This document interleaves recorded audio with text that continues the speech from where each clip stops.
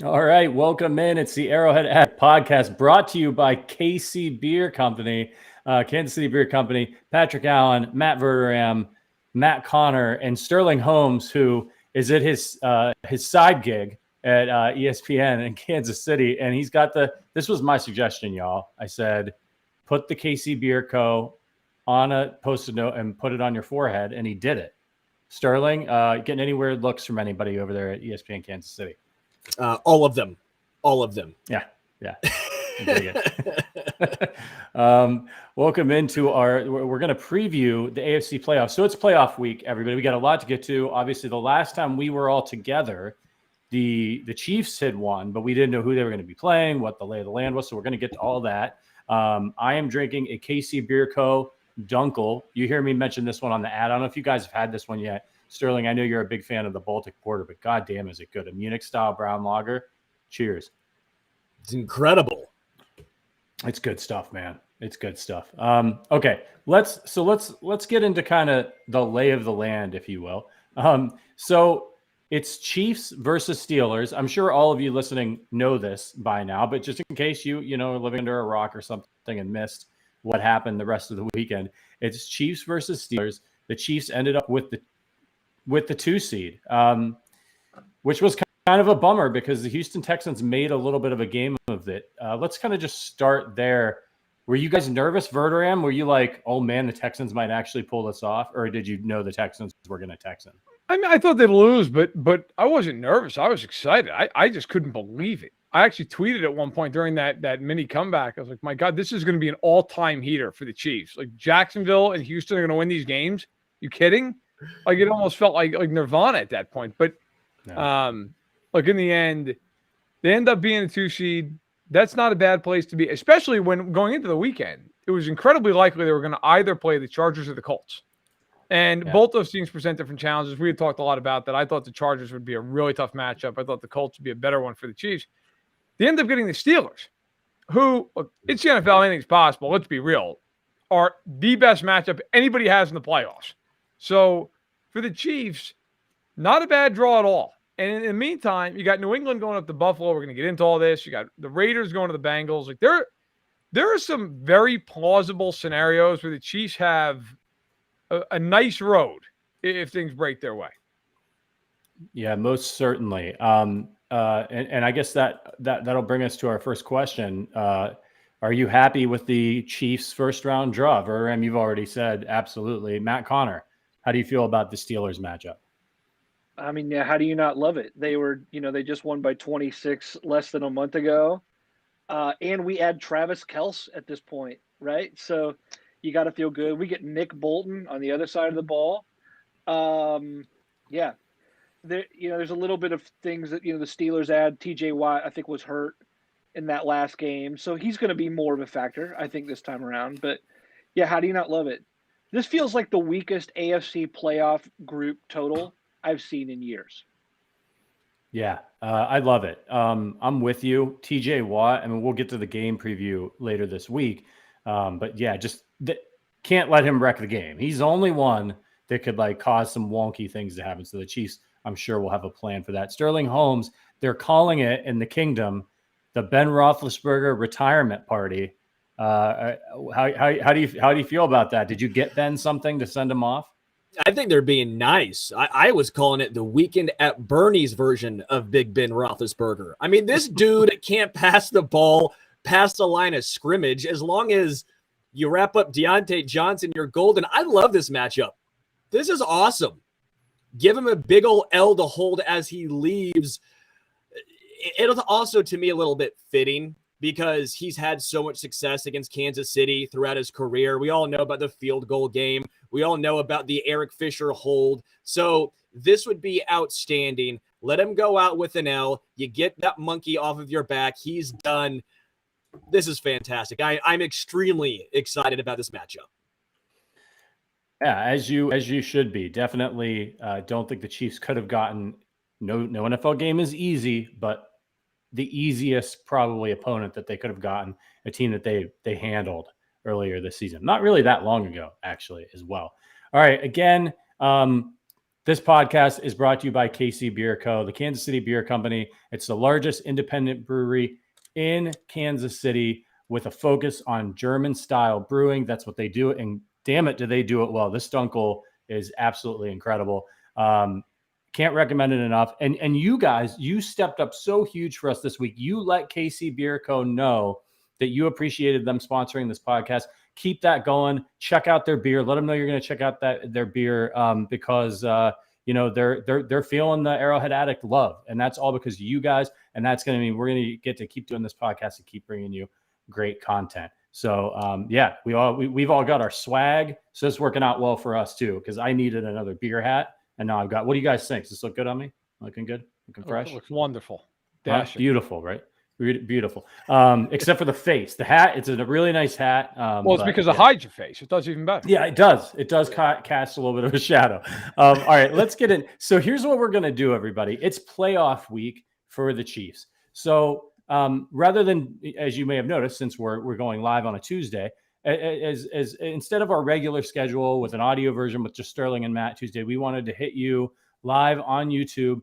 And we're going to do it like this. We're going to preview the AFC playoffs. Of course, we're looking at everything through the lens of the Kansas City Chiefs. We're going to talk about how things shook out. We're going to talk about the Chargers-Raiders game, all that stuff, get into our thoughts on that, and then sort of preview the playoffs at large. And then on Thursday, we'll be back same time, 5 p.m. Arrowhead time on Thursday evening.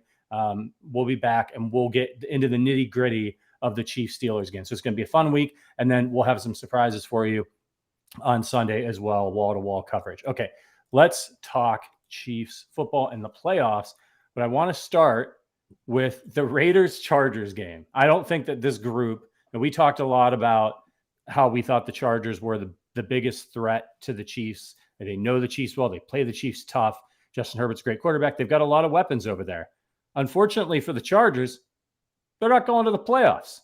Neither are the Indianapolis Colts because they lost to the Jaguars. But Verderame, what did you make of that absolutely wild game? What a season finale for the NFL. Look, that was not one of the better played games I've ever seen, but one of the wildest games I've ever seen.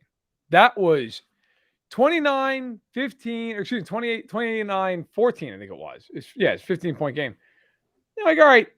The Raiders, hey, look at that. Like, they're going to win. They're going to beat them down. And then all of a sudden, the Raiders just went into full-blown Raiders mode and give up a touchdown. Carr fumbles. The Chargers should recover it. They don't. Then they punt away. Then the Chargers have like 19 fourth down conversions and score in the last play of regulation. I got to say, though, look, everybody's killing Staley about this timeout he called in overtime.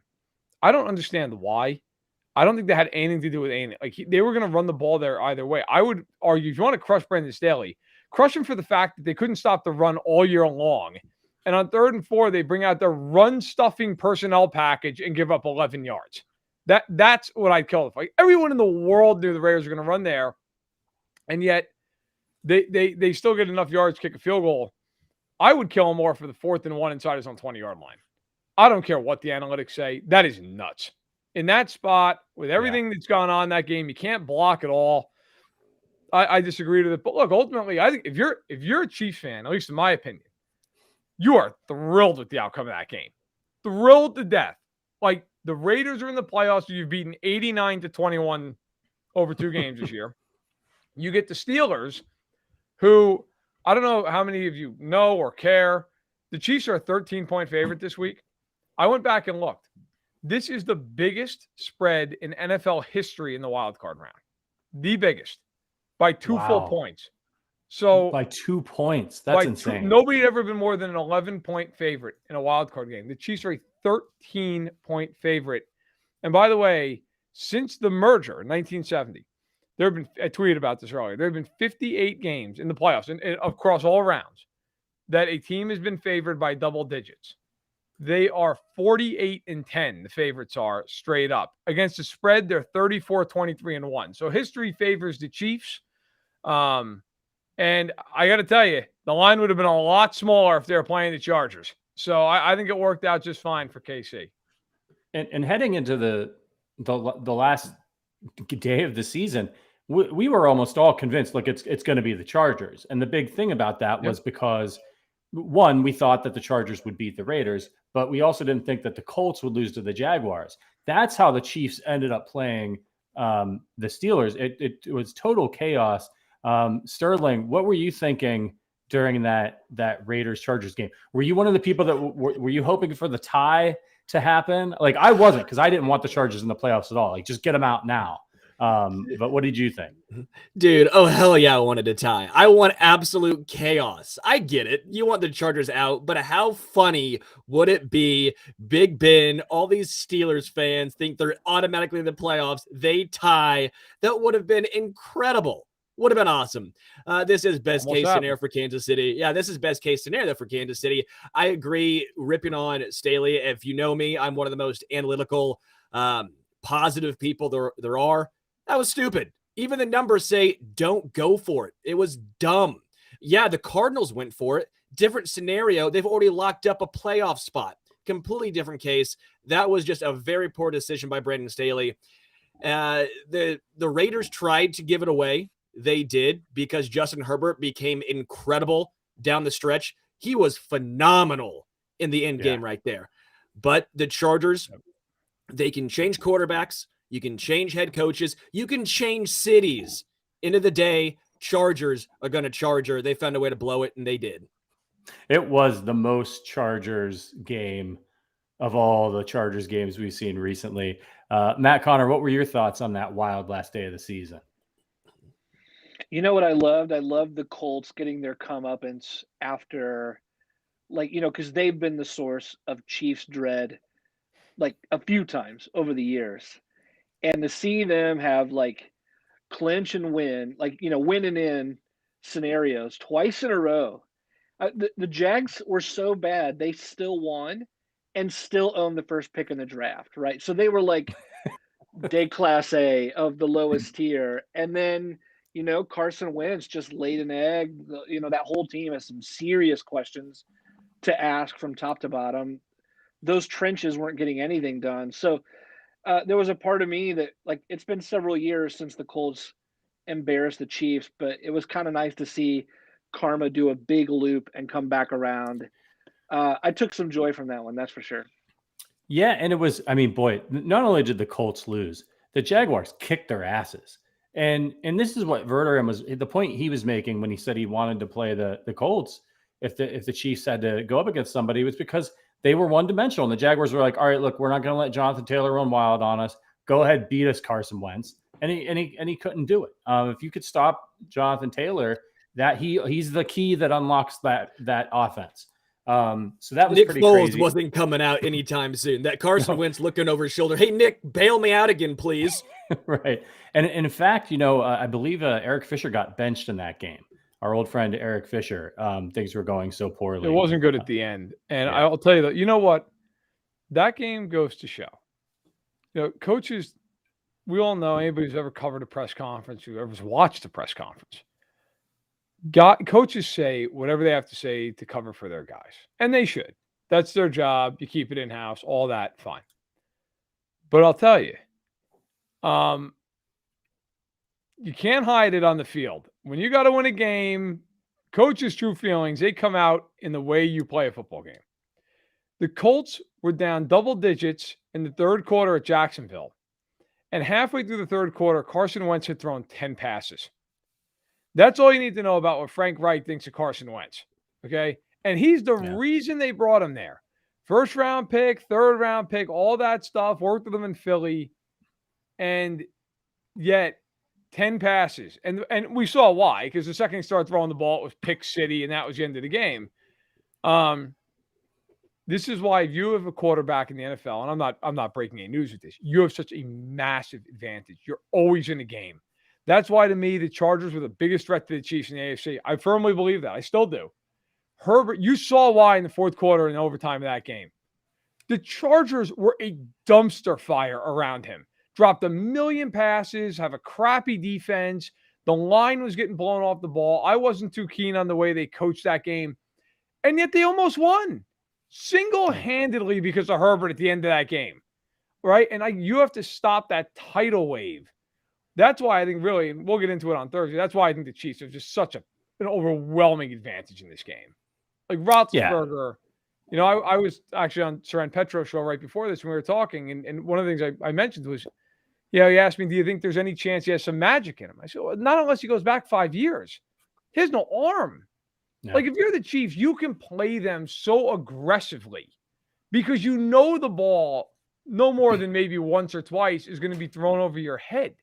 Like, there's just everything's short, everything's quick. The biggest thing with the Chiefs in this game is just not letting guys run after the catch, really. Yeah. You know, so look, I thought on Sunday you saw the difference with Indianapolis. They don't have a quarterback, and they couldn't do anything against the worst team in football. And the Chargers, who did everything possible to lose, they ended up losing, but almost won because their quarterback brought him back over and over and over and over.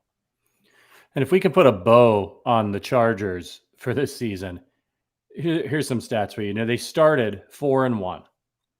Then to finish the year, they went 5-7. And in the last quarter of the season, they went 1-4. So if you're a Chargers fan and you're mad because you didn't make the playoffs, don't blame Staley for calling a timeout. Don't blame the Raiders for not just kneeling at the 50-yard line. Blame your team to lose into the Chiefs, then the Texans, and then the Raiders. That's why you're not in the playoffs. It's not because of a timeout or anything like that. And look, like they've got an incredible team, and you could see why you wouldn't want to see Justin Herbert in the playoffs.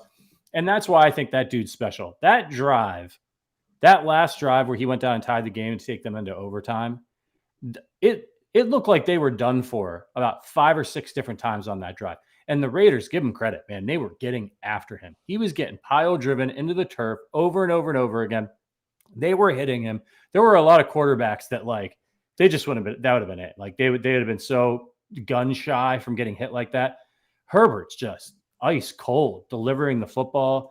I'm glad that dude's not in the playoffs, because that's a mark of a great player. It's like, it doesn't matter how much is going wrong, they can bring you back and keep you in it. Hopefully they'll make some bad personnel decisions this offseason and keep losing, because he's good. I don't think he's going anywhere. Well, let's talk about some teams that actually did make the playoffs, unlike the Chargers and Colts, who couldn't do anything. And I'll tell you, I mean, we might as well, not to play host here, but we might as well start with the first game of the weekend. I mean, because the other 2 AFC games are on Saturday, right? We get the Raiders and the Bengals in the 4:30 Eastern time window, and then at night, Pats Bills. Which, by the way, and we're going to get into both these games heavily here. Has anybody looked at the weather in Buffalo Saturday night? Not good. 3 degrees. And if you've gone back and looked at Josh Allen's stats in bad weather, I would be concerned if I was a Buffalo fan. I'm not saying I'm even picking against them. I would be concerned. They have not functioned well in bad weather, which, of course, if you're playing Buffalo, New York, that's an issue. But New England is getting round 1 of that battle, because it is going to be brutally cold. In Cincinnati, it's supposed to be 27. Fun note, Derek Carr has never won a game when it's been under 35 degrees. So he is looking to buck some history. I'm excited about that game. I think the Raiders have a chance for the upset, and we'll talk about that in a minute. But I got a question for you guys. Which AFC team poses the biggest challenge to Kansas City? Let's go around the horn. Let's start with Matt Conner. I mean, it may seem obvious, but I got to say the number 1 seed and the Tennessee Titans. I don't know how you go back and look at a team that beat KC 27-3, and looks like Derrick Henry's going to come back. They're coming fresh off the bye here. They just have such an advantage over several other teams, and there's really no one else I really take seriously, to be honest with you, of any of the teams. I'm not scared of Buffalo, even though they won. I'm not scared of any of the teams that barely made it in. But, I think the Titans are a serious foe. They're well coached. They've been through the ringer and came out the other side. And they can play with a chip on their shoulder, even though they are the number 1 seed. So I think there's a lot of elements there that are going to prove to be tough for Kansas City. I would still take KC, but that's what I would say. Sterling? Bills. Titans don't scare me at all. Ryan Tannehill had the best game of his career, and they won by 3 against the Houston Texans. Their defense is atrocious. Mahomes and this offense should just take advantage of that weak secondary. I know what happened early on in the season, but if you're going to compare this Chiefs team to that exact same team, it is completely different. The Bills, to me, pose the biggest issue because I'm sure Verderame is going to say the same thing. They have the best quarterback. When you have the best quarterback, that always gives their team the best chance. Obviously, Mahomes is better than Allen, but who's the second best quarterback in the AFC? It's Josh Allen. Josh Allen is the second best quarterback. He has Stephon Diggs. They have a solid offensive line. Their defense is, I think, pretty damn staunch. They have a lot of playmakers in the secondary. I think the Chiefs are by far the best team, but the second best team to me would be the Buffalo Bills. So I'm going to surprise you. I think Buffalo is the overall best team. I think the hardest matchup for the Chiefs is Tennessee, because Tennessee's got a really good front four defensively, and they can run the hell out of the football. They're physical, and that game would be on the road. I think Buffalo is very good. And I think either one of them could beat the Chiefs. Hell, both of them pounded the Chiefs this year. Although I will tell you, I do not put a lot of stock in that. I just don't. The other Chiefs went to the Super Bowl. They played the Texans and Titans, got beat by both of them, then pounded both of them in the playoffs. The Bills are dangerous because of Allen. I don't see them being dangerous for much else. They don't run the ball. They're not great in the trenches. Without Tre'Davious White, they don't have a corner that scares you, that can play heads up on any of the Chiefs receivers. Their safeties are great. Hyde and Poyer are incredibly underrated. They do a lot of stuff. They're really, really good. But the Bills don't have a pass rush. Like that, to me, in the playoffs, that kills you. It just kills you. You're going to face some team that can just light you up because you can't get home. And I think the Titans can get home. Now, the flip side of that is I do not believe in Tannehill, and the Titans' corners are not good.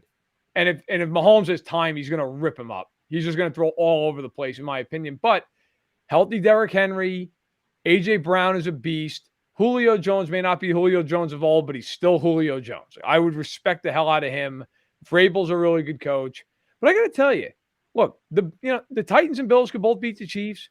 If they played New England somehow in the AFC title game, like if they get there, they're scary with Belichick. They'll have had to win some really tough games. And the Bengals, I think the Chiefs would beat the Bengals, but that's a team with a lot of weapons. Like, as we saw a couple of weeks ago, they can hang it on you. So nothing's going to be easy for the Chiefs, but they do get a break with the matchup they have early. If they can't win this game, they don't belong in the playoffs. And then after that, we'll see how it goes. But I think Tennessee is the toughest. Hey, you guys make some good points. You almost convinced me about Tennessee, Verderame. It was a really a good breakdown of them. But I'm going to stick with Sterling here and say the Bills, only because I just don't believe in Tannehill. And the Bills have played really good defense at times this year. And the Chiefs have a little bit of a difficulty with quarterbacks that can run. That threw them for a little bit of a loop last week with Drew Lock running around and scoring. So now I don't think the Chiefs were respecting Drew Lock and his running ability as much as they will be if they play the Bills. But it's just something to consider. It's another wrinkle that teams have to worry about. But I will say that the other two, what scares me about Tennessee and what scares me about Cincinnati, that doesn't scare me as much about the Bills, is those big receivers that can go up and get the ball. The Chiefs really seem to struggle with guys like that, with Jamar Chases and the Mike Williams. And they have for Mike Williams, even when he hasn't had good seasons, is giving the Chiefs problems. So, they all worry me. Those are obviously the big three along with the Chiefs, but I'm going to stick with the Bills because of the quarterback situation. I think if the Chiefs can go out there and they can, who knows what version of Derrick Henry, like what's Derrick Henry going to be like? Is he going to be shaking off some rust? Good question. Even Derrick Henry at 50% is scary to me, but it's one of those weird things where you bring a guy back in and maybe he's not 100%, but he's trying to get in for the playoffs. And maybe it's not the best thing for your team, that because you're trying to get him touches, but he's not as effective as normal. And it cuts down some of the other things that they've been doing well recently, throwing the football, and some of the other guys that they have that can run the ball a little bit as well. Good job by Mike Vrabel with that team this year, by the way, taking some injuries and still getting that 1 seed. All right. The next question I got for you guys, and by the way, if you're watching on YouTube, if you could hit that thumbs up button for us, we'd really appreciate it. Helps get more people in here. And if you're not subscribed, subscribe to us on YouTube, Apple Podcasts. And if you're interested in hanging out with us in the Discord, we were just talking before the game, check out the join function as well. Okay. So of these games, we know the slate, right? That we've got here. The 2 AFC games, besides the Chiefs game, will be played on Saturday. Of the favorites in those games, and it's all the home teams, Who do you think is the team that could get upset this weekend? Let's start with you, Verder, and we'll go back around the other way. All right. So I'm looking it up right now because I think both those teams could be upset. I think those games are really interesting. I think Cincinnati is a touch more likely to get upset, even though I think the Pats are a better team than the Raiders, because the Raiders and Bengals have never been there, ever. Like, the Bengals haven't won a playoff game since 1990. Zach Taylor's never coached in a playoff game. Joe Burrow's never played in a playoff game. Now, he's played in some big damn college football games, but he's never been in a playoff game. The Raiders have not won a playoff game since 2002. Carr's never started a playoff game. Bisaccia, of course, has never coached in a playoff game either. So that lends itself to me to a lot of variance. I don't think either offensive line is very good. That lends itself to sacks and strip sacks and all kinds of nonsense, right? A tip ball. That game, to me, is going to come down to, can Crosby and Ngakoue force a turnover or two with Burrow? Can they hit him? Can they get him to throw a ball into coverage? That's the question. If they can't, they're going to get smoked because Burrow's just going to go nuts throwing the ball down the field. But I do not think – I've seen some people talk about this Bills pass game like it's some foregone conclusion. I don't know who else feels this way. I've watched Belichick for 20 years. Yeah, that's not a foregone conclusion. Like, I have a sneaking suspicion in that game. Belichick's going to say, Josh Allen, you are not running out of the pocket. I don't care. It's 3 degrees. You've been awful in bad weather. We're going to put J.C. Jackson on Gabriel Davis, and we're going to double Stephon Diggs, and we are going to force you to run the ball with the backs. We're going to force you to throw the ball to Dawson Knox and Emmanuel Sanders, who has not been very good since October. I think if you are the Pats, there's a real path to winning this game. That the big key is that Mac Jones does not kill them in this game. He's got to just be efficient. He has to be Alex Smithian. He doesn't have to be great. He doesn't have to throw for 300. He's got to give you 22 of 30 for 220 yards, 215 yards, and a touchdown. And if he does that, they can win that game. So, look, I think the Bengals are a touch more likely to be upset just because I think there's a lot of variance in that game. But I would not be shocked at all if the Bills were to lose. Matt Conner, what about you? Yeah, I don't think the Bills make it past this weekend. I think wow. I think the playoffs are all about good coaching and coaches who know how to do the mismatch, who know how to create mismatches. They split the season series. Now the Bills just did. I mean, really took it to the Patriots in the last meeting. But Mac Jones was horrible. He had a fumble, threw 2 interceptions. It was just a horror. Meanwhile, Josh Allen looked like he was like still in the MVP race in that game. I mean, it was like a total, disparity of quarterbacks there. I just don't think that Belichick would ever let that happen again. Damian Harris ran for over 100 yards in that game. He's going to run. He's going to run some more, and keep Mac Jones very, very comfortable with what he's going to ask him to do in that weather, in that setting. I think Sean McDermott's a good coach for sure, but we've seen him come up against these moments and not be able to get his team over the top. We've seen Bill Belichick pull mediocre rosters across lines they should have never crossed before. So, I think we're going to see a little bit of maybe what Mac Jones is made of, but I trust Belichick more in this kind of setting than I do McDermott. And I'm just not scared of the Bills. I just don't think I think they're too one-dimensional on both sides, and I just don't. Belichick is the kind of guy who can exploit what you cannot do, and I think that's the difference here. God, I would be so terrified if I was a Bills fan. Belichick, the part 3 edition of this, because look, we've all lived it. All it takes with Belichick is you can't figure out what he's doing for a half.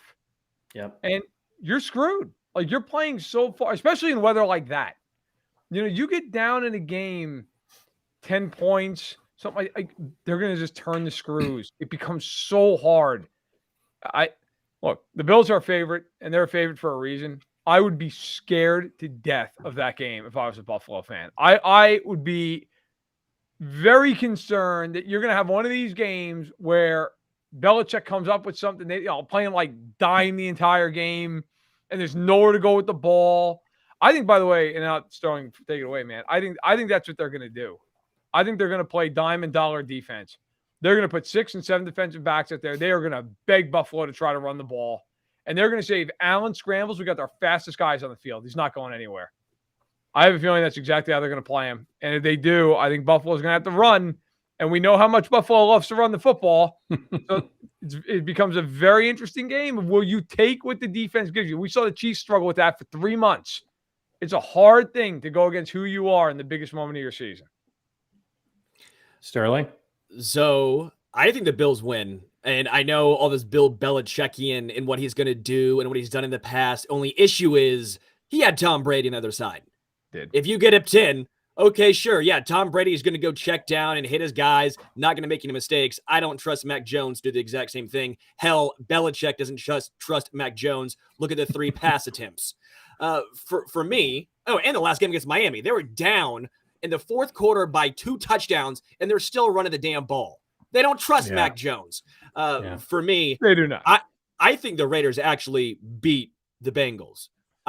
It's not like, could it happen? I think it does happen. The reason why the Raiders basically just did.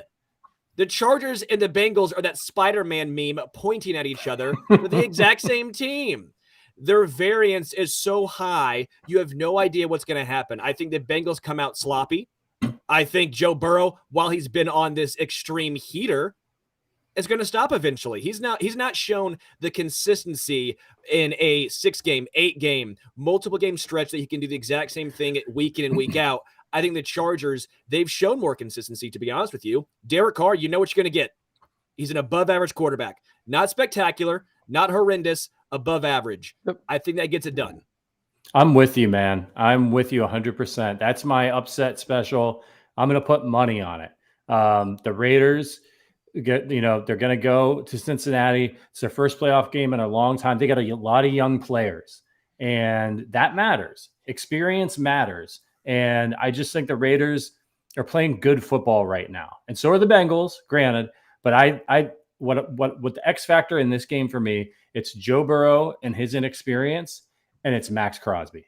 That guy is playing out of his mind right now. Their pass rush was so good against the Chargers. And as we've already mentioned on this episode of this podcast, Justin Herbert is pretty unflappable, and they were all over him. Joe Burrow is not unflappable. Joe Burrow is cool. He's a cool customer, but he can be flapped. And I think that the Raiders are going to get to him early. And that combination of, it's my first playoff game. He's basically playing in his hometown, right? He's from around that part of Ohio. Like, this is all really exciting for him. And I just think Max Crosby is just going to terrorize him. I think I'm looking at some picks. I'm looking at some strip sacks. And I think it goes downhill from there. And I think the Raiders lean on Josh Jacobs, who is also running really well right now and with a lot of confidence, looks healthy. If there's a team that's going to go down and sort of be like the disappointing playoff team, I think it's going to be the Bengals.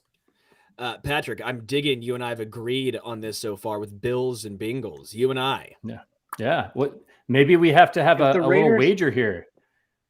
If the Raiders score more than 3 points, I'll send someone a bottle of scotch if the Raiders score more than 3 points this weekend. What? Oh, yeah. Okay. Yeah. And I also will take that bet. More than 3 points? Go buy 3 bottles of scotch. You got to explain this. 3 points. Bold. Yeah, explain yourself, dude. I'm just not a believer at all. I think they fell backwards into the playoffs like the Steelers. I think it's going to be, what do you say, a boat race, Matt? Is that? I do say a boat race, but they beat the Colts and Chargers. I've never been to a boat race. Wait, Matt, sir, are you saying they're going to get a safety or get shut out? Like, those are your 2 options. Give me my scotch. Yeah, I'm in. That's an aggressive play, man. Like bordering on, I'm wondering if you already drank a bottle of scotch. Do I get something in return, or do I just have to send you guys? Dude, I'll send you. God, I don't know. I'll think of some Chiefs memorabilia I have in We'll my think office. of something. We'll figure it I'll out. send you something worth over $100 if that happens. I would be floored. Yeah, I'm in. equivalent. So Yeah. yeah. Look, I will say that of all the games this weekend, including, by the way, the NFC games, I think the Raiders-Bengals game has the highest variance of like who the hell knows. That could be one of the like if you said to me the Raiders win 31-20, I wouldn't be surprised. If you said to me the Bengals beat them 38-17, I'd be I could see that. If you said to me either one of them wins 42-38, I could see that too. So I would not be. I really think it comes down to who gets more pressure and who forces a break, who just strip sack, or somebody's under duress for the third time in a row and they throw a ball into coverage. I think it's going to take that kind of a thing. I think the Bengals are the better team, but the Raiders, to their credit, are having one of those stretches right now where it's just you got to be confident if you're them right now. You've got to feel like you're kind of just going to win. Now, I don't know if I said this earlier. I might have said this on Stacked and Box. I have a feeling the reason the Raiders kicked that field goal at the end of the game, they knew that if they missed the field goal, it's a tie game. It's not like you're missing the playoffs. You go to Arrowhead, where you have been hammered twice this year, or at least by the team that plays there twice this year. If you win, you go to Cincinnati. Now, Cincinnati also beat them, but it was a close game throughout most of the game. Then in the last 5 minutes, the Bengals kind of pulled away. Like, everybody was like, I can't believe they kicked it. I can absolutely believe they kicked it. Like, if you're a Raiders fan, you're begging them to kick that. You don't want to go to Kansas City. You'd much rather win and then say, all right, look, we'll go to Cincy, and if we win that game, we go to Tennessee. You know, I mean, I think that's a better road for them than going to Arrowhead. Not that they couldn't win, but they have had zero success against Kansas City. I think for them, it made a lot of sense to kick. So do you think there was I've seen people talking about this week. Do you think there was a coordinator in Rich Bisaccia's, when they were making that decision, they said, hey, coach, do you want to go to Kansas City or do you want to go to Cincinnati? And wouldn't you love to be a fly on the wall or in the headset just to hear if that conversation happened? They know all those scenarios. They know way before the game. And do I think that played a factor? I'm not saying it played the entire factor. I think it played a factor. Yeah, they're human. They would have never come out and say that. But do I think if you're Rich Bisaccia and you're sitting there, okay, and you've taken that time out with 2 seconds left, are you sitting there thinking, man, you know what I really want? I want to go see Mahomes and the Chiefs, who have hung 44.5 points on average against us this year, or the Bengals, who have never been to a playoff game with this group, right? Like, look, it's not, and I'm not disrespecting the Bengals or anything like that. The Bengals are really good. I think they're going to win the game. But if you're the Raiders, like, where would you rather go? That's like if years ago when the Chiefs had Alex Smith, if the Chiefs don't kick a field goal, they go to Foxborough. If they kick a field goal, they go play like, I don't know, Andy Dalton and the Bengals. Okay, let's stick to the same franchise. You're like, yeah, I'll kick the field goal. I'll take my chances, right? Like, of course you would. Doesn't mean you think you're definitely going to Cincy and win the game, but my God, you'd rather do that than go, yeah, let's go to Foxborough. Let's kneel on it and go get Brady and Belichick. Of course you'd rather go the other way. All right. So when we're talking about upsets and ideal situations and how these games could go in regards to the Chiefs, obviously we're all assuming the Chiefs are going to win. We'll have our preview show and let you know if we think they're going to win on Thursday. But as far as an ideal road to the Super Bowl for the Chiefs, what's the ideal road for you for the Chiefs Super Bowl? Let's start with you, Matt Conner. So obviously they've got Pittsburgh. What do you want to see happen? What's the ideal path if you could handpick it? I mean, I know I just promised some scotch if the Raiders score some points, but I mean, the Chiefs fan in me wants to see the Raiders score a truckload of points because, like, who wouldn't want to meet them again for the third time? All these things about, like, you don't want to see a team again later in the playoffs because, I don't think that rule applies whenever we've seen the Chiefs just steamroll Las Vegas twice in a row. Is there anyone who would be shaking in their boots or wondering if they've, like, saved something a little extra? So it would be laughable if the Chiefs made it to the next round with, like, beating the Steelers and the Raiders. Like, what you would hear that whole week after that is a bunch of talking heads going, Kansas City has played the bad news Bears twice in a row. You can't trust how good they are. Like, you would hear a bunch of bluster about how the Chiefs get this unfair path because they haven't faced a real challenge. So, I mean, of course, I'm down for it. I'd love to watch, juggernaut football, but yeah, that's what I'm hoping for. I'm assuming everyone else is going to say the same thing, right? Yeah, I think we probably all agree, and I guess I was going to throw it out there for the group. Do we all hope that what happens is the Chiefs beat the Steelers, the Patriots beat the Bills, and the Raiders beat the Bengals? So the Pats go up to play Tennessee, the 6th seed, and the Raiders come to Arrowhead in the divisional round, and then the Pats knock off the Titans, in which case the AFC Championship game would be at Arrowhead. Is that preferable for you guys, or would you like to see it go another way? Yeah, I mean, look, I think that's probably the easiest path, quote unquote. I gotta tell you though, I don't give a damn. Like, if you're gonna go to the Super Bowl, you're gonna win the Super Bowl, you got to play some good football teams. That's the way it goes.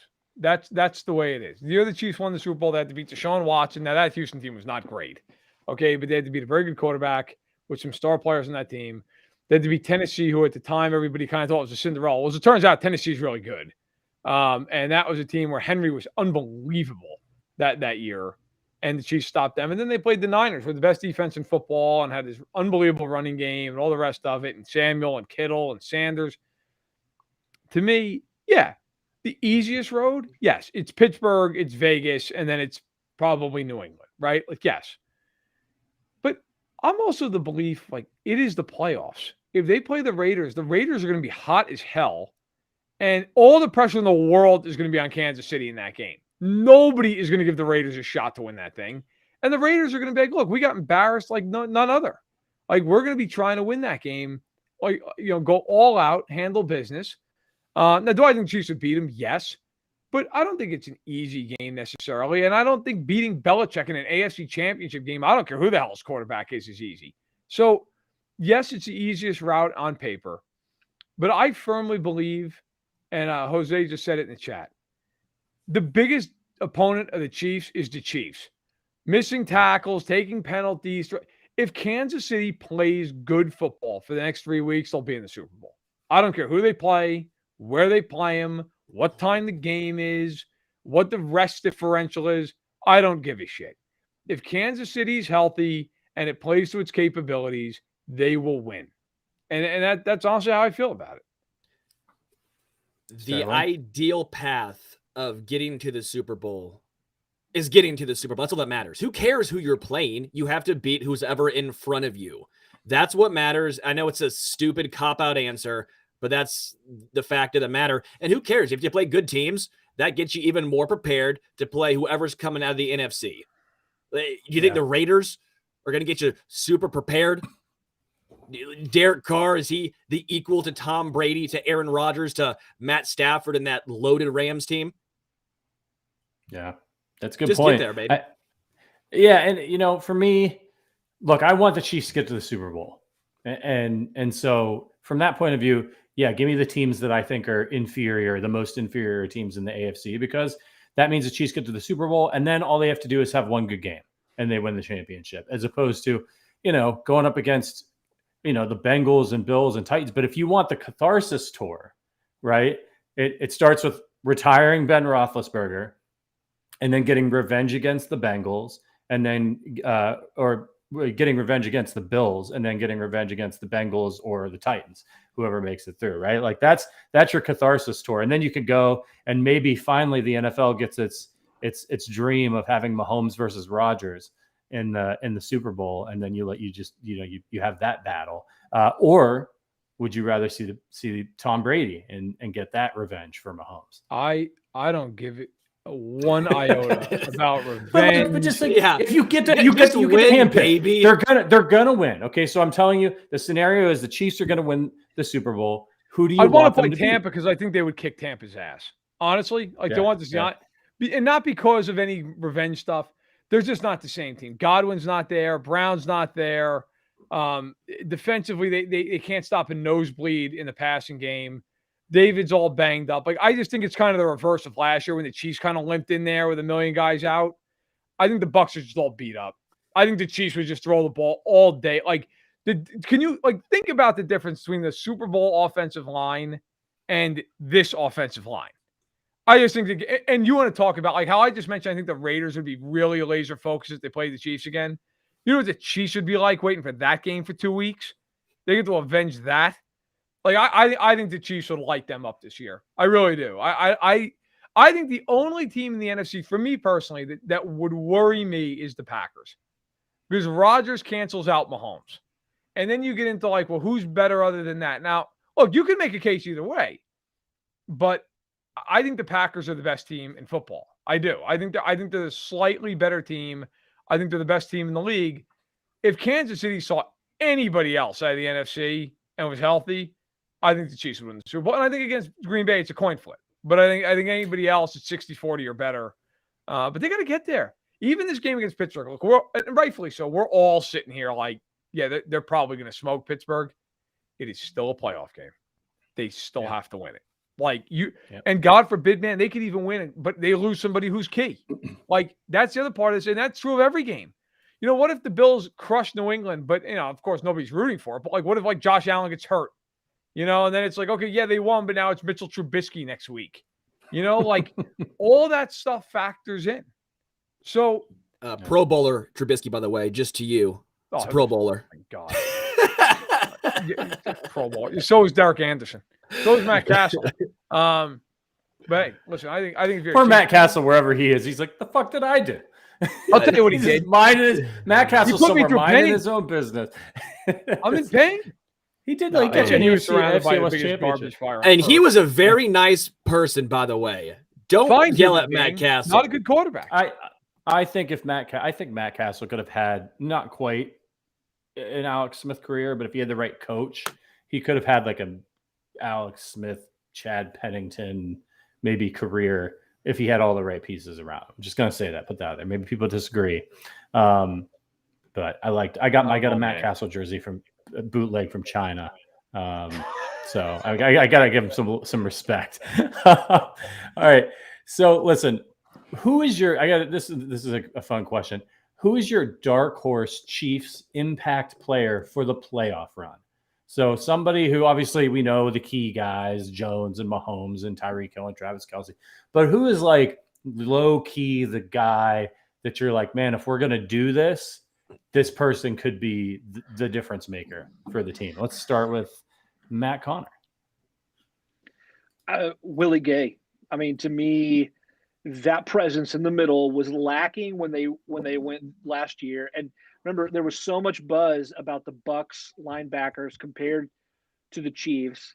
You draft Gay, knowing he's a developmental project. He's going to come around in the second year and hopefully be what you want him to be. And he is. He is that kind of a force in the middle against any quarterback who's going to run, against a tight end that I'm worried about, or some sort of like Austin Eckler type of back. I just think Willie Gay fills a role that the Chiefs have not had on previous Super Bowl runs. And I like what he adds then to the defense in that way. He's getting better, every week. So to me, he's that dark horse this year for this run that I think could make a major difference in the Chiefs' defensive approach to various opponents in different ways. Nice. Interesting. Sterling? So I have two, one offensive and one defense, but I don't want to take one of your guys's, so I'll just say one and go with Nick Bolton. And it's not just the Mizzou in me. It's because he's the best run stopper on Kansas City's defense. A lot of the teams in the playoffs are going to try to run the ball on Kansas City. Nick Bolton is the biggest X factor to try and stop that. Patriots, what do? Run the football. The only team basically outside the Bills and Bengals. Josh Jacobs, they're going to try and run. Nick Bolton's going to have to be there, right? Just to me, if the Steelers, week one, it's going to have to be Nick Bolton stopping Najee Harris. I think Nick Bolton will be the biggest X factor in Kansas City's defense. So fun tweet, by the way, from Matt McMullen, who does a nice job for the Chiefs. He's their team reporter. Tweeted out earlier today, Nick Bolton finished the regular season with 112 total tackles and 11 tackles for loss, becoming just the 9th rookie since 1999 to tally 110 plus tackles and 10 plus tackles for loss, and was the only one of those guys to also score a touchdown. So that's a little fun nugget there. Now do his playtime percentage. I don't want to talk about it. It's even more impressive. I'm going to tell you something right now. As a fun little nugget to what I'm going to say, I look forward to pulling every remaining hair out of my head when the Chiefs put Ben Neiman on the field on third down and yank Bolton and Gay off of it. That's going to be where I just completely lose any ability to stop swearing at the television. I can't wait for Pat Fryermuth to have an 8-yard catch on 3rd and 7 as Nick Bolton and Willie Gay are standing on the sideline, and I'm just going to lose my shit. But regardless, look, I'll give you one that I think, as long as he's healthy, Darrell Williams. He has quietly been very, very good down the stretch. He has over 1,000 scrimmage yards. He's been one of the best receiving backs in football. And I could see a game. Don't forget, the Titans a couple years ago in the AFC Championship game, when they played the Chiefs, they played that double-double coverage where they doubled Hill and they doubled Kelsey, and Watkins went nuts. Now, maybe Hardman goes nuts. Maybe it's a Pringle game. I could see that being a game where the Chiefs just go, fine. You want to do that? Darrell Williams all day long. He can run a lot of routes. He is going to be a problem coming out of that backfield. They use him the way I thought they were going to use Clyde Edwards-Helaire. I mean, real like. And the funny thing is, they joked about how he had no hands forever. Like Mahomes talked about that after that Raiders game. He had 100 yards. They're like, yeah, we always joked about how he couldn't catch the ball. And now all of a sudden the guy catches everything. So I think Darrell Williams, I wouldn't be shocked if in one of these playoff games he has like 150 yards from scrimmage. I think it's absolutely in play. I love it. I'm going to go with Dan Sorensen. I'm kidding. Although he was the dark horse a couple years ago when the Chiefs won the Super Bowl, but it's not going to be this year. The only way he's going to be the dark horse is it's going to be a dark horse. If Dan is a dark day, if he's the dark day. Yeah. I'm going to go with McCole Hardman. I think he is outside of Hill and Kelsey. He's the most explosive, dangerous player on the offense, whether it's maybe returning a punt or catching one of these screens and breaking a big play. They're going to need him probably to make a couple of plays. And if he can do that and like that's a big difference maker for this team. If you get like a 60-yard run out of McCole Hardman or a touchdown out of McCole Hardman, like that is like a big plus bonus for this offense. And it makes it really hard, I think, to beat Kansas City. So because of the skill, how dangerous he is on the field, if he can show up and make a couple of big plays for the Chiefs, that could be the difference in making a Super Bowl run. I wanted to add real quick, the one guy none of us said, and we should have, or at least mentioned him, because in the playoffs, he's been unbelievable for the Chiefs, Frank Clark. He has been a guy who in the regular season for them, like he's been fine, times not fine, times like fine, good. He turns into like Reggie White in the playoffs. So, there are some guys, man, who just have a habit of doing that, where in the playoffs, like Damian Williams was the running back version of that. The guy's pretty good. And then he'd have like 4 touchdowns in every playoff game he played for Kansas City. I would not be shocked this week if Frank Clark has like 3 sacks and a forced fumble. He's just every time they're in the playoffs, he's amazing. And don't forget too, like, you don't think he knows he's playing for a contract? Now, what if he goes out and they play 4 playoff games and he has like 7 sacks? Yeah. Yeah. He does. He eases into the regular season, but when it comes playoff time, he just oozes playmaking ability. It's incredible the way that he just oozes all over the field playmaking ability. Sorry, I had to do that. If you know, you know. All right,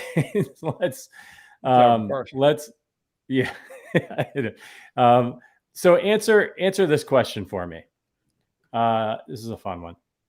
The Chiefs will make the Super Bowl if.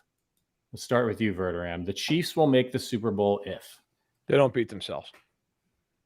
That's it. If they don't beat themselves, they'll go to the Super Bowl. And that's not a slight against any of these other teams. Buffalo's really good. Tennessee is really good. Cincinnati, I think, is dangerous. They're frisky. New England's incredibly well coached. The Raiders are hot right now. The Steelers are breathing. But if the Chiefs play their best football for 3 straight games, they'll be in the Super Bowl. And I don't know that anybody could even really argue that. Maybe they would. Maybe somebody would say, no, I think if Buffalo plays their best, or Tennessee plays their best. In my opinion, if the Chiefs play their best football for 3 weeks, close to it even, an A-, they'll go to the Super Bowl. I love it. I agree. Sterling, the Chiefs will make the Super Bowl if they don't lose the turnover battle in a game by 2 or more. As long as they keep the ball, they don't turn it over, they don't give up the wonky big plays, I think they win. No pick sixes, right? No wide receiver off Tyreek Hill's hands into the D back for an easy touchdown. None of those. You don't lose a turnover battle by two. By 2, they still win. That's my big fear of like the turnover thing from earlier in the season creeping back in one of these playoff games. Matt Conner, the Chiefs will make the Super Bowl if the offensive line does what they got all of those guys to do. You invested a second-round pick. You grabbed Trey Smith. You spent $85 million over 5 years for Joe Thuney. You tried to move heaven and earth to get Trent Williams, and when that didn't work, you used your first-round pick to get Orlando Brown Jr. You reset those 5 for this moment. So if those 5 do what they've been doing already, I think that's the difference. That's a good one. I'm going to go with the Chiefs. Well, I wanted to say the Chiefs will make the Super Bowl if KC Beer sends us all another case of beer. But maybe they'll just, maybe they'll just do that. Yeah, yours is coming. They say that. They actually sent it to me, Verderame. I told them, hey, send it to my address instead of yours. Thought it'd help you out a little bit. Monster. But I'm going to go with the Chiefs will make the Super Bowl if they execute offensively in the second half. They have been not great in the second half of football games lately. They've looked really good in the first half. The way teams are playing them on defense, forcing them to go on those long drives, that's all well and good. It helps the Chiefs defense, all of those things. But it does limit the amount of times Mahomes gets to touch the ball. Whereas in previous years, we're down, 28-3 or whatever against the Texans, but we can just sling it. We're going to get all these big plays and cause turnovers. You can't count on that this year. The Chiefs should have beaten the Bengals. They didn't execute in the second half on offense. So they need to be aggressive as well in the second half of these games. They need to be as aggressive against teams in the playoffs as teams are going to be against them. And I always call the playoffs, these are kitchen sink games. They're going this is where everybody empties out the playbook. They throw the kitchen sink at you. And so you can't know what to expect. You got to watch out for weird flea flickers, that play that they've been practicing since training camp that they haven't run. And those little things can make differences in close games. So the Chiefs can't afford to get complacent and be like, we're going to win because we're the Chiefs and we'll get the ball back. There's 10 minutes left in the fourth quarter. Joe Burrow, we just kicked off to Joe Burrow. We're down 3, but we'll be fine. No. Get your points when you have the opportunity to get points. I think you and all you guys made great points, but I think on Sunday night, and we're going to talk about this on Thursday here when we break down the Chiefs and Steelers in depth, but if you're the Chiefs, be ready for anything in that game. Anything. Fake punts from weird places, if you're the Steelers, look, Mike Tomlin's a very good coach. That is not a dumb individual. Mike Tomlin knows football, and he understands they're going to have to do some stuff in this game to win. They're going to have to steal some possessions. They're going to have to surprise the Chiefs. They're not going to play the Chiefs straight up in this game and beat them. It's going to have to be a lot of weird stuff.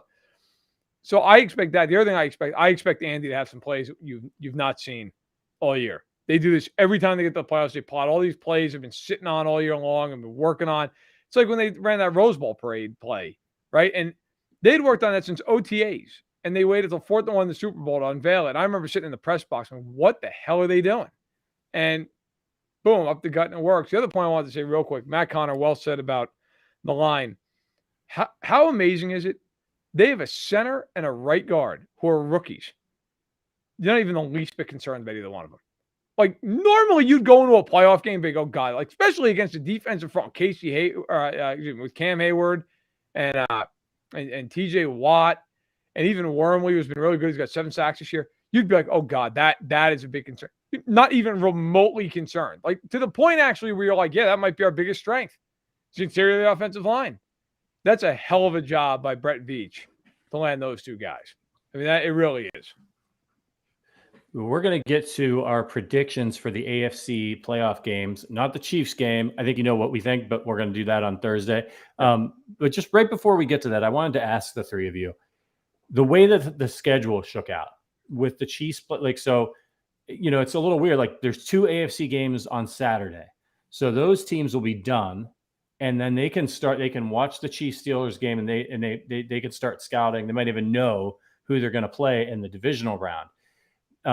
Do you like how this worked out for the Chiefs, or was this a negative for you? The Chiefs, they're a day behind everybody else in the AFC. What are your thoughts on the way things got scheduled out? It's fine. Yeah, I don't think it's fine. Yeah, as a fan, I'm excited. I love like the extra football. The potential that the Chiefs' next opponent could get an extra day of rest. Somebody's got to play it. Yeah, I don't care. You know what? Yeah, because really, like, I don't know. I get it. I don't know. I don't care. No, like, are we all jazzed up that the Chiefs have an extra day of rest before Pittsburgh? Like, does it really matter? Not really. I don't think so. In fact, like Sterling says, as a fan, I like the fact that they're playing last, because then like, okay, if the Chiefs win, so they play. I don't think it matters. If the Chiefs played Monday night, I'd have a different opinion.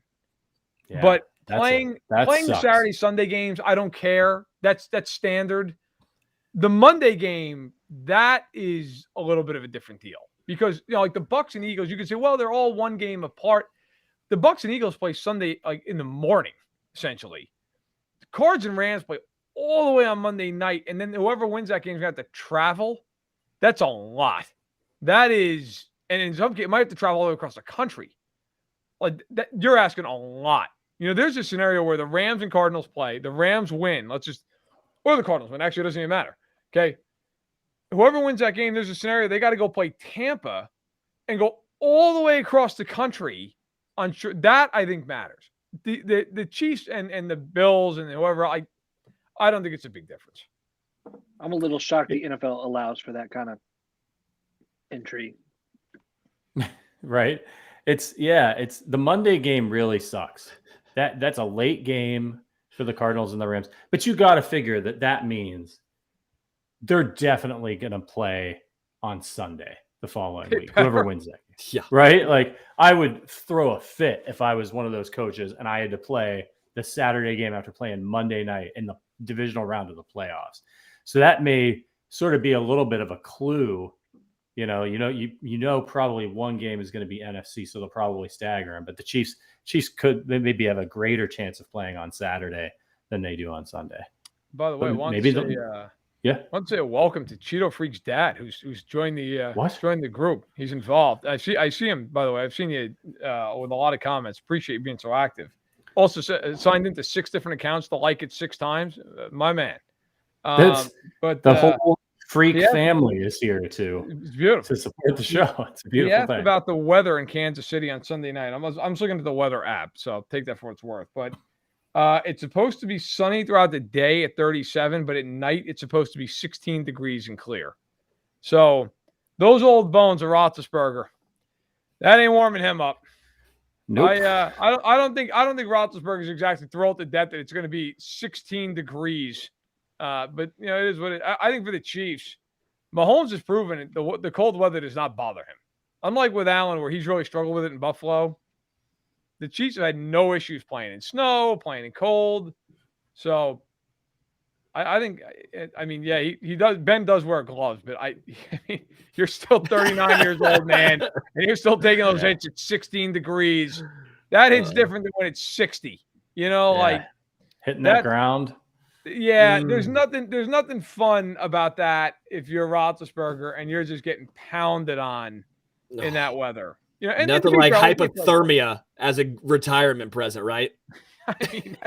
That's not what you're looking for, is that kind of weather. But hey, it's not Buffalo. It's not 3 degrees. It's just insane. What do you think the odds are that the Chiefs are winning that game? If the Chiefs are winning that game at the end, and I don't know, some fans get a little rowdy or they put Ben up on the screen, that they start doing a little. Don't say it. You know what I'm gonna say? What am I gonna say? I know where you're going with this. Yes. They do a little goodbye chant to Ben. Oh, I thought. Okay, I didn't know. Yeah, no, I thought. Verderame, I was with you, man. I think I was gonna say something. The way. Yeah. They will definitely jeer him on the way out. Na, hey, goodbye, like to Ben. A little serenade on his last game. That's allowed, right? Oh, yeah. Can we be that petty? It's fine. Yeah. Are you allowed to say what you thought I was going to say? No. Okay. No, well, I appreciate you looking out for me, telling me not to say it. No, they'll probably jeer him a little bit. Although, let's be real. I think most Chief fans will just be so happy that they're winning if they win. Like, I think most Chief fans now, if they play the Raiders at Arrowhead after what happened earlier this year, they will hear it like none other. That's a whole nother deal. But I expect a little bit of jeering. It's football. It's the playoffs. Come on, it's supposed to be fun. It is fun, right? Like that's what this is all about.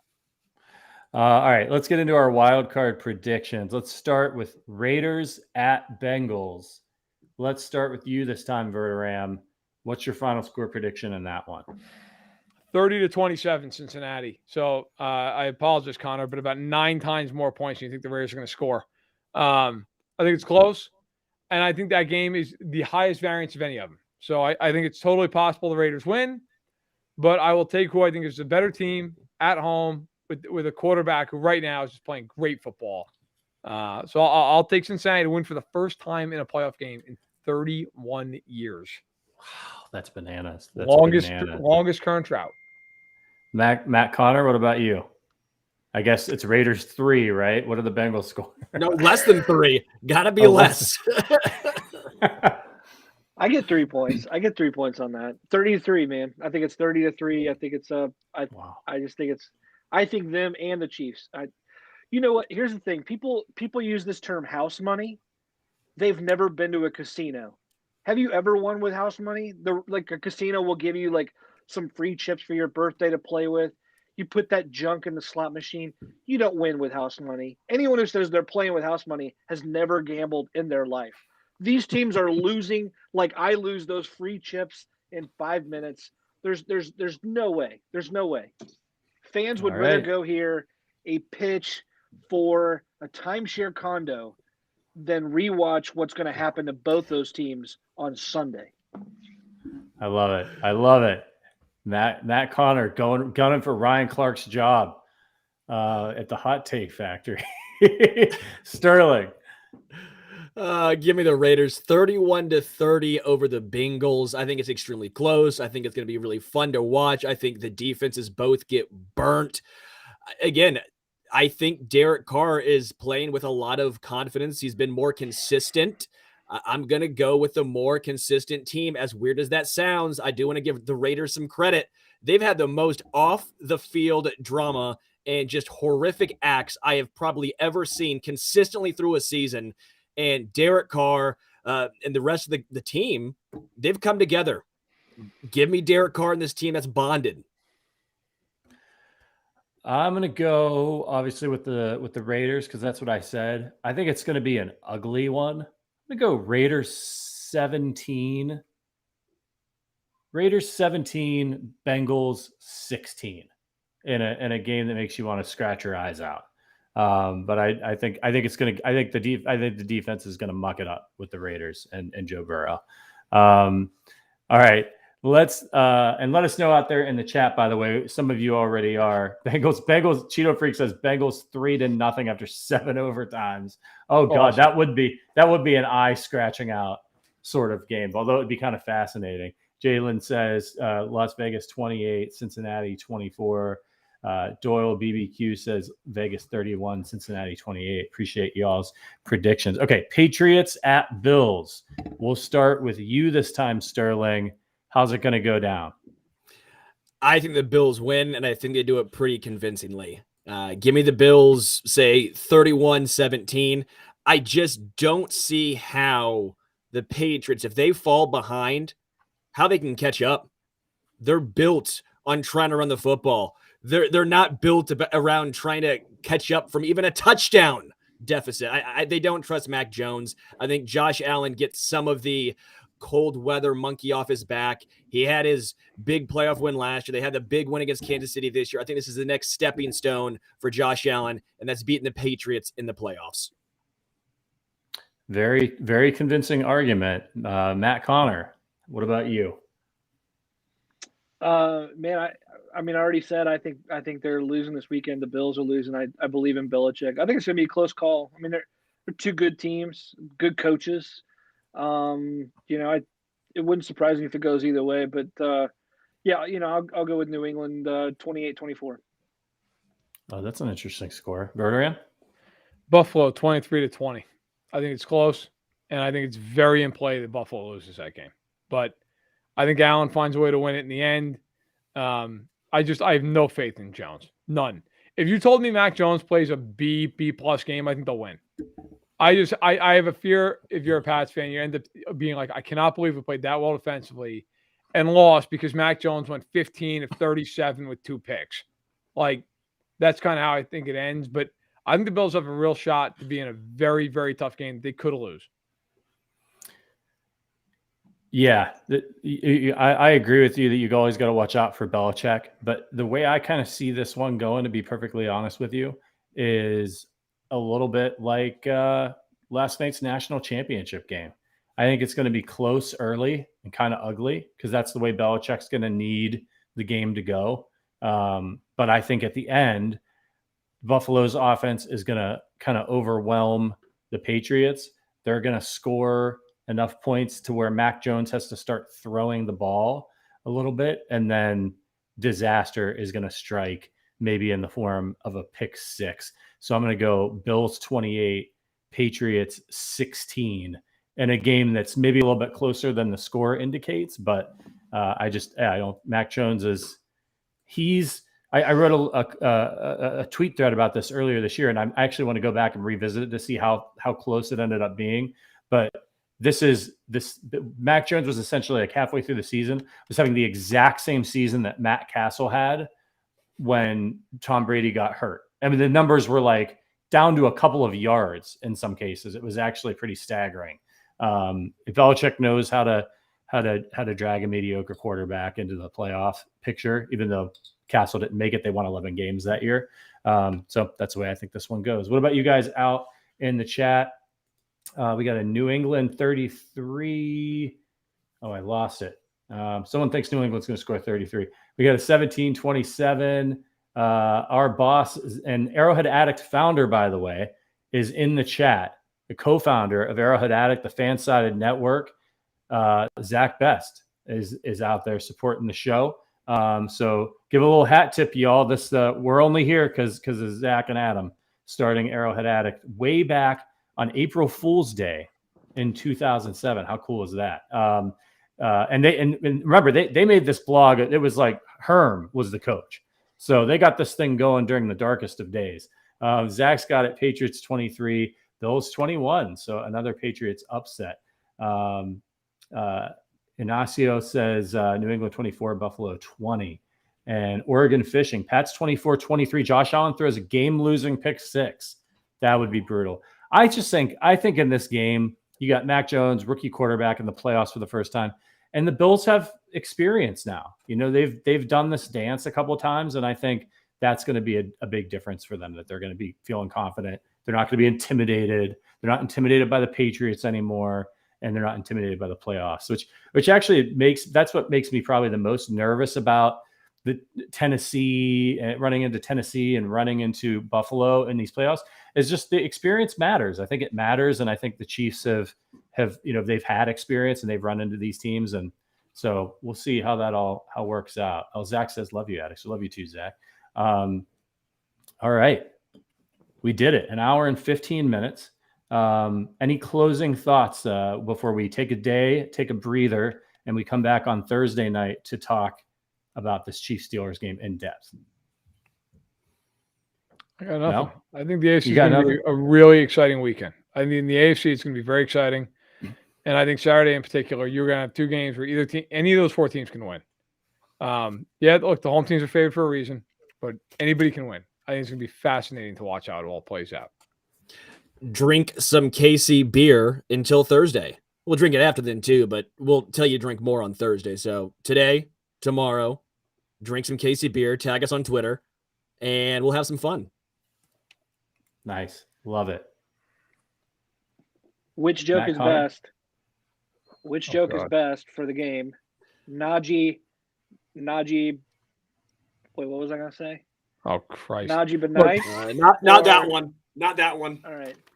Najee by nature. Is that one? Najee by nature. I thought you were going to end this Nicki podcast Minaj? by saying I'm ass again and just like leaving it at that.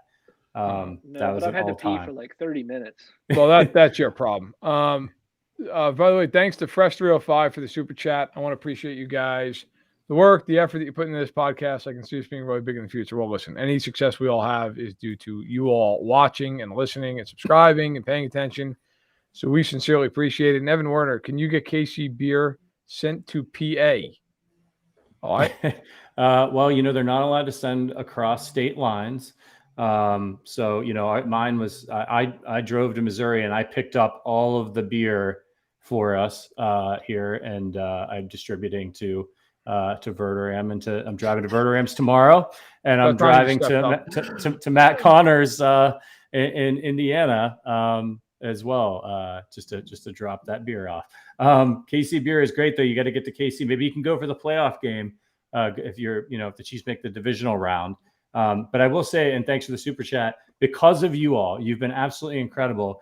And I think this podcast will be bigger in the future, but I will tell you right now, in the last 30 days, because of you all, we've had 100,000 downloads or streams.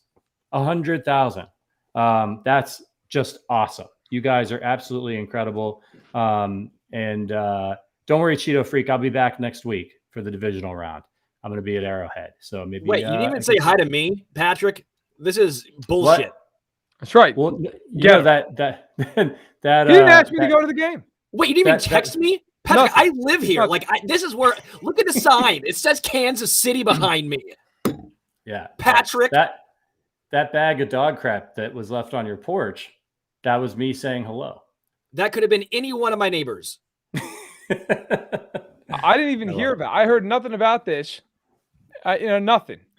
Just all of a sudden, oh yeah, Bob, I'm going to Kansas City next week. I'm like, okay, that's nice. The divisional, the tickets came. I had to pull the trigger. Oh, they came across your desk. Was what you were about to say, weren't you? They came across your desk. Came across my. I bought them. I got two. I got it. So anyway, and you're not even taking me. Yeah. Well, I have a missus, so there's some things to consider. You're a selfish son of a bitch. I'm not mad. I'm just disappointed. I got y'all free beer. So there's that, right? Big Ben waddling his way into I'm the playoffs. thankful. I appreciate He's just saying that if he doesn't get off the stream in about 30 seconds, he's going to piss himself. That's my said stream. Yeah. That's right. Yeah, that's right. You're the one with the bladder control issues. To our producer Richard, we're going to need to get a toilet emoji in the Discord, in the members only Discord. Yeah, sorry. So listen, appreciate you guys. You're all the best. You know the drill. This is a podcast, so head on over to Apple iTunes. We've been actually slacking on the reviews a little bit. So if you haven't had a chance to leave a review recently, we'll probably do a mailbag episode or something maybe midweek next week after the playoffs. So head on over to Apple Podcasts, leave us that 5-star review, leave us a written review. We'll answer it here on the podcast. Hit the subscribe button on YouTube if you're not subscribed already. We appreciate it. And again, if you want to look into the membership option, we're going to keep expanding the benefits. We're actually for the members who are here watching right now, we're probably going to have a happy hour sometime soon for the folks that are members of the Arrowhead Addict podcast. So basically, we'll do a Zoom. We'll get some KC beer and we'll all shoot the shit and talk Chiefs for an hour. So all kinds of cool stuff like that. If you're interested, check that option out. Couldn't tell you guys how much we appreciate you. You are the best. And again, if you really want to support this podcast and help us out, the best thing that you could do, tag at KC Beer Co. on Twitter. Let them know that you want to check out their beer, that you heard about it on this podcast, and that you appreciate them supporting this show so that we can keep bringing you this awesome content. They're the best. I'm serious. Really great people over there.